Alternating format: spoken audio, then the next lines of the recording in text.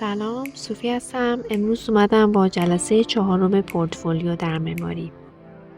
همونطور که در جلسه قبل توضیح دادم، قبل از اینکه شروع کنید اسناد و مدارکتون رو جمع کنید و بخواید یک پورتفولیو رو طراحی کنید، نیازه که یک سری موارد رو بدونید که با توجه به اون موارد شما بتونید پورتفولیوی نهاییتون رو ببندید. یه چیزی رو من توضیح بدم که خیلی از بچه‌ها این اشتباه انجام میدادن. قبل از اینکه این پورتفولیوشون رو شروع کنن به بستن، میرفتن از بچه‌های دیگه میپرسیدن و خب میشدن در واقع یک منبعی از اطلاعات نادرست، ناقص. برای مثال پرسیده بودن که فلان دانشگاه چه حجم پورتفولیو رو نیاز داره که بخوایم اپلای کنیم، چه تعداد صفحاتی نیازه. حجم اشتباه بهشون گفته بودن، در نهایت باید آپلود شه. تعداد صفحات اشتباه گفته بودن، چه مواردی باید داشته باشه توی پورتفولیو. همه اینا رو شما باید توی سایت دانشگاه نگاه کنید. برید توی یوتیوبی که خود دانشگاه داره، صفحات لینکدین. همه اینا در نهایت به شما کمک میکنه که بفهمید دانشگاه مقصدتون چه پورتفولیوهایی رو اکسپت میکنه.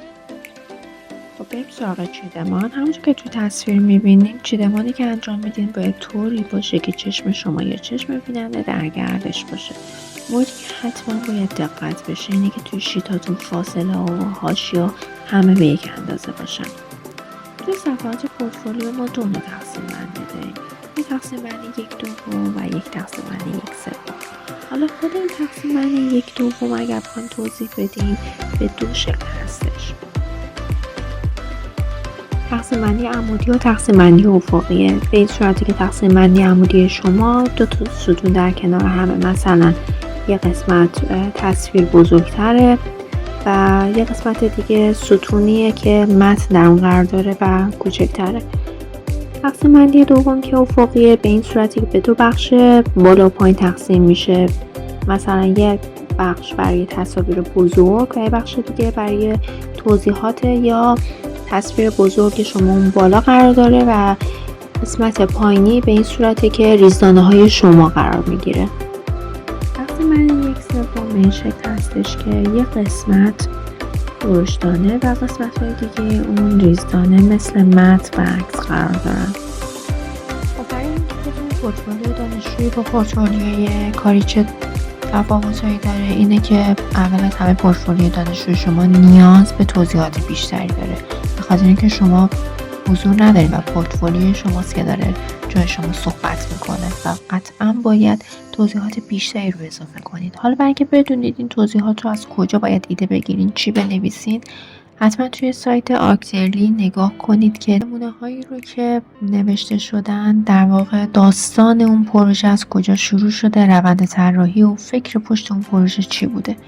برای پروژه های کاری هم شما زمان دارید که در واقع فرصت اینو دارید که مصاحبه کنید و راجع به پروژه هاتون صحبت کنید. پس خیلی نیازی نیست که بخواید توضیح زیادی رو بنویسید. برای تعداد صفحاتی که برای هر پروژه در نظر میگیریم 5 تا 6 صفحه کافیه. ممکنه یه پروژه شما توی 2 صفحه باشه یا 3 صفحه هم بسته بشه، مهم نیست. برای فهرست پورتفولیوتون حتما اسم پروژه، سال پروژه، شماره پروژه رو بنویسید.